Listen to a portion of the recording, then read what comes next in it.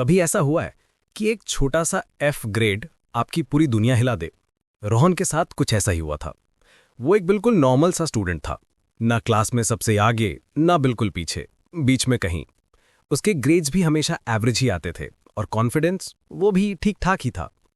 एक दिन स्कूल में काफ़ी इंपॉर्टेंट एग्जाम था और एग्जाम से पहली रात शायद कोई मूवी आ रही थी या कोई मैच, कुछ तो ऐसा था जो किताबों से कहीं ज़्यादा इंटरेस्टिंग लग रहा था। रोहन ने सोचा थोड़ी देर देख लेता हूं, और वो थोड़ी देर कब पूरी रात बन गई पता ही नहीं चला। होमवर्क और रिवीजन सब साइड में रखा रह गया।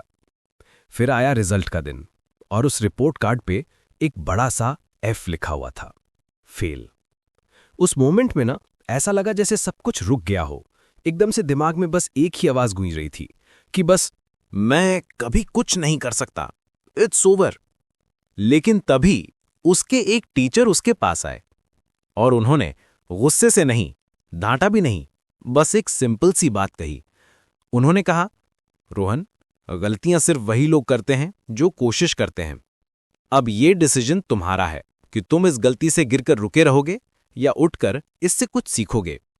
ये बात, ये सवाल जैसे सीधा दिल पे लगा। ऐसा लगा जैसे किसी ने अंधेरे कमरे में एक लाइट जला दी हो। रोहन को समझ आया, गलती एग्जाम में फेल होना नहीं थी, असली गलती पिछली रात कोशिश न करना थी।